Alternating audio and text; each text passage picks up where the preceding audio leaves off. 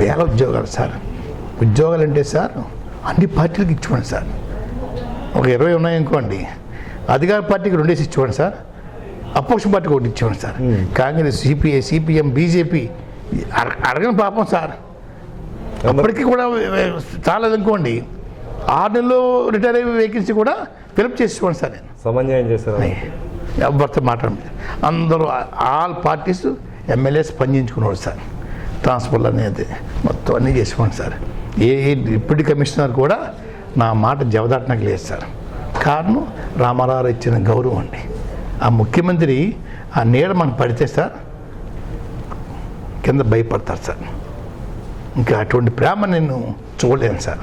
మరి తర్వాత విజయభాస్కర్ రెడ్డి గారి మీద కూడా పెద్ద స్థాయిలో తిరుగుబాటు చేశారు. తర్వాత ఆయన జీవో ఇచ్చిన తర్వాత అంతే స్థాయిలో అభిమానం, ప్రేమ చూపించి లక్షల మందిలో సన్మానం చేశారు. అది ఎలా జరిగిందండి? అంటే సార్ అప్పటికి విజయభాస్కర్ రెడ్డి గారు రావులపాలెం, అప్పుడు ఆయన ప్రభుత్వం లేను సార్. నేను ఎమ్మెల్యేగా ఉన్నాను. చెన్నారెడ్డి గారి గవర్నమెంట్లో మంత్రిగా చేశాను సార్. తర్వాత జనార్దన్ రెడ్డి గారి గవర్నమెంట్లో చేయలేదు సార్ నేను. తర్వాత విజయభాస్కర్ రెడ్డి వచ్చారు సార్.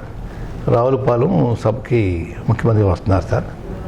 అందరూ కలిసి నల్ల జెండాలతో ప్రదర్శనగా వెళ్ళాలి, మనం కాపులు బీసీలు కలపాలని అడుగుదాం అని చెప్పేసి వీళ్ళు ప్లాన్ చేస్తున్నారు సార్. నల్లా సోమచంద్రరావు గారు, నల్లా విష్ణు గారు, ఆకుల రామకృష్ణ గారు, సలా స్వామినాయుడు గారు అండి, ఆర్వి సుబ్బారావు గారు వగైరా జట్టంతా. అయితే ఈ లోపల జగన్మోహన్ రామారావు గారు చెప్పడం వల్ల చేశారని చెప్పారండి. జగన్మోహన్ రామారావు గారికి ఆ సుబ్బారెడ్డి గారు ఐజీ ఉండేవారండి, ఇంటెలిజెన్స్. సీఎంగా దృష్టి పెడితే సీఎంగా కోపడ్డారండి. రామ్మోహన్ గారు సీఎంగా కోపడ్డారు, ఆ ప్రపోజల్ ఆపుకోండి అంటే వాళ్ళు వెంటనే అమలాపురం వచ్చి ఆపేయనన్నారటండి. మేము ఆపం, దిగిపోయాం అంటామండి. కొట్టు చెదకొడేశారు సార్. నల్ల జెండాలు అల్గా జనం అని నానపి రాజకుమార్ గారు అంటాం, అలగా జనం ఆమెమని చెప్పి తిరగబడడం జరిగింది సార్. నేను కాన్సెప్ట్ పెళ్ళికి వెళ్తున్నాను సార్ కొమ్మరిగిరి. ఒక రాజుగారు నన్ను పంటి దాటించడానికి రిసీవింగ్కి వచ్చి, పద్మనాభం గారు నన్ను చాలా దారుణంగా కొట్టారండి, లంచాకులారా, మీకు బీసీ రిజర్వేషన్ కావాలరా లంచాకులారా అని మరొచ్చి కొట్టేశారండి, బూడికలతో తొలేశారు అని. ఇంకా నన్ను గోదావరిలో మధ్యలో ఆ వరమ గారు టీప్ చేశారు సార్. ఇంకేంటి మా పత్తిపాడులో ఉద్యమం చేసినప్పుడు నాకు కూడా వచ్చారే, నేను వాళ్ళకి సపోర్ట్గా వెళ్ళటం ధర్మం అని నేను ఎంటర్ అయ్యాను సార్. రావులపల్లి లేని రామకృష్ణ గారు అందరూ కలిసిండి కొత్తపేట వెళ్ళి సలాస్వామి గారు కలిసామండి. అక్కడి నుంచి సాయంత్రం చేసి వెళ్ళేవండి. ఆ రోజు ఈనాడులో అంతే బాక్స్ ఐటమ్ అండి, ముఖ్యమంత్రిపై మండిపడ్డ ముద్రగాడ అని చెప్పేసి పెద్ద ఐటమ్ వేసేసి, ఇక తర్వాత నేను ఎప్పుడైతే వెళ్ళానో వీళ్ళందరూ కలిసండి రక్తం చెందిన చోటే మా సభ పెట్టాలండి అని చెప్పి మళ్ళీ నన్ను చీఫ్ గెస్ట్గా రమ్మన్నారండి. చెప్తాను అబ్బాయి అని చెప్పి నేను హైదరాబాదు రాజశేఖర్ గారితో ఉండేవాడు అన్నమాట. నేను బుల్లబ్బారెడ్డి గారు, బోస్ గారండి అందరూ ఉండేవాడు. అంతకుముందు బోస్ గారు నేను మెరిడియన్ అపార్ట్మెంట్లో మాట్లాడుకున్నామండి. బోస్ గారు ఇలా పిలుస్తున్నారు నన్ను, ఏం చేయమంటారంటే ఏ రాజకీయ నాయకుడికన్నా కులం మద్దతు ఉండాలి తప్పనిసరిగా, మీరు వదులుకోకండి. బోస్ గారు నాకు మీ ఇద్దరు బాగా క్లోజ్ కదండి. మళ్ళీ ఇద్దరు కలిసి వైఎస్ దగ్గరికి వెళ్ళాము. అయినాము అందరినీ వారి తోట ఉన్న ఎమ్మెల్యే ఇంక్లూడింగ్ వాళ్ళ నాన్నగారిని కూడా కవబెట్టండి. పద్మనాభంగా పరిస్థితి ఎలా ఉంది, వెళ్ళమంటారా వద్దని స్వచ్ఛంగా అనుకుంటానండి. పద్మనాభం వెళ్ళినా వెళ్ళకపోయినా కాపు నాయకుడు అంటారు తప్ప ఇంకో కులం నాయకుడు అనరు అని సత్యనారాయణ గారు గట్టిగా చెప్పడం అండి. వాళ్ళ నాన్నగారు కూడా సపోర్ట్ చేయటం అండి. పద్మనాభం వెళ్ళనని చెప్పడం జరిగింది సార్. ఇంకా అక్కడి నుంచి వెళ్ళిన తర్వాత నా కంట్రోల్లో ఉండదండి, వారి కంట్రోల్ నేను వెళ్ళింది సార్. ఇంకా అక్కడి నుంచి రాస్తా రోకోలు, రైలు రోకోలు, ఆ మన్య దేశం వరకు వచ్చేసింది సార్. డేట్ అప్పటికి అన్ని గ్రామాలకి అండర్ గ్రౌండ్ వైరింగ్ చేసుకునండి చేసేసి చెప్పామండి. ఇంకా 2 రోజులు 3 రోజులు ముందు కూర్చుంటాం అనగా కలెక్టర్ గారిని పంపించారు విజయభాస్కర్ రెడ్డి గారు. ముందాక చేశాడు సార్ అక్కడ మన రాజీవ్ శర్మ గారు అనుకుంటాను తెలంగాణ సీఏ చేశారు, వారు అనుకుంటా మా కలెక్టర్ చేశారు కదా ఆయన. నైట్ వచ్చారు సార్, సడన్గా వచ్చేసి మిమ్మల్ని ముఖ్యమంత్రి గారు రమ్మన్నారు టాక్స్ కోసం అన్నారండి. సార్ నా సైకిల్ యాత్ర అయిపోయి 1 మంత్ అయిందండి. కలెక్టర్ గారు 1 మంత్ ఖాళీగా ఉన్నాను, ఎల్లుండి దేశంలో కూర్చోవాలి నేను. హైదరాబాద్ ఇప్పుడు వచ్చి నేను వెళ్ళి రావటం అనేది జరగదు. డేట్ ఫెయిల్ అయిపోతాను సార్, నా కెరీర్ పోద్ది కలెక్టర్ గారు. ఓ 10 రోజుల ముందు మీకు పిలిచుంటే తప్పనిసరిగా వచ్చి ఉండేవాడిని ముఖ్యమంత్రి గారి దగ్గరికి. టాక్స్కి రావడానికి నాకు ఏమీ నామోషం ఏం లేదు. లాస్ట్ మినిట్ రమ్మంటాం అన్నది భావ్యంగా లేదు సార్, చెప్పండి సార్కి. లేదండి ఇప్పుడు వెళ్ళిపోతారు, మార్నింగ్ దిగుతారు, మార్నింగ్ తిరుపతికి ఎక్కేస్తారు మీరు అన్నారు. మీరు కొంచెం ఈజీ కాదు సార్ కలెక్టర్ గారు, ఫెయిల్ అయిపోతాను అని చెప్తే చెప్పాడు సార్. చెప్తే ఇంకా టాక్స్ అప్పుడు వారం తర్వాత మళ్ళా రోసయ్య గారు వచ్చండి, రఘువీర్ రెడ్డి గారు వచ్చి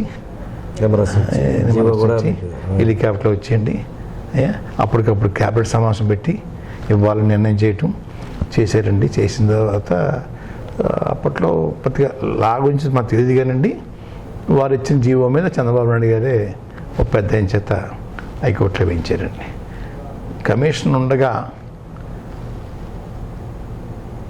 ప్రభుత్వం మధ్యలో ఒక జీవో ఇవ్వకూడదు, కమిషన్ రిపోర్ట్ రాకుండా అని చెప్పి ప్లీ పెట్టి వేశారు సార్. అప్పటికి పుట్టుస్వామి కమిషన్ అయితే అప్పుడు ఏమన్నారండి, విజయభాస్కర్ రెడ్డి గారు, జయపాల్ రెడ్డి గారు చీఫ్ సెక్రటరీ అండి అనుకుంటాను ఆయనండి, ఉత్తరం రాయించారు ఆయన చేత అఫీషియల్గా. విజయభాస్కర్ రెడ్డి గారు ఇలాగా రాష్ట్రంలో పరిస్థితులు కొంచెం చికాగ్గా ఉన్నాయి, రిపోర్టు కొంచెం త్వరగా కావాలి మాకు అంటే, వారు ఏమన్నా రాశారండి,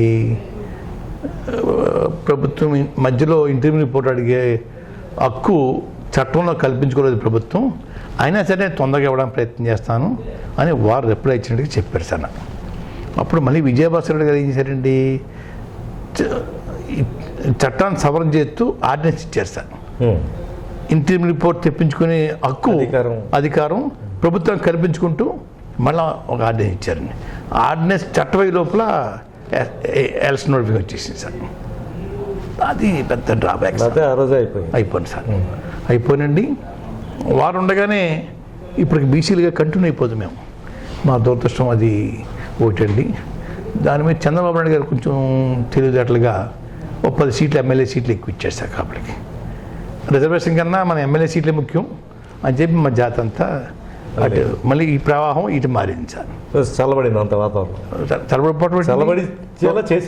చల్లబడి చేసేసి ఓడిపోయేలా చేశారు సార్.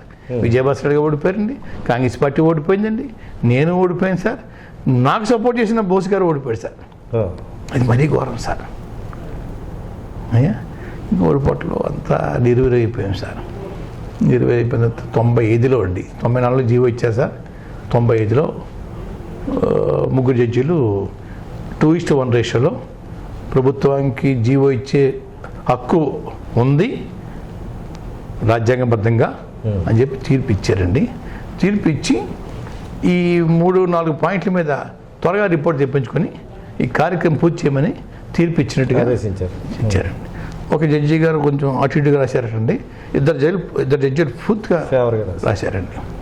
అది ఏంటండి, 2-3 పాయింట్లను ఎంత పర్సంటేజ్ ఇవ్వాలి, ఎంత ఆదాయం లోపు గల వారికి ఇవ్వాలి, పెడితే ఏబీ సీట్లో కాకుండా కొత్తగా పెట్టాలా కేటగిరీ, అయితే ఇందులోనే ఇంక్లూడ్ చేయాలా, ఇటువంటి పాయింట్ల మీద రిపోర్ట్ తెప్పించుకుని చేయమన్నారు సార్.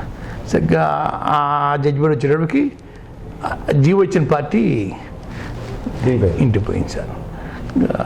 దురదృష్టం 9 అలా నడిచిపోయింది సార్. 90లో వచ్చిందండి.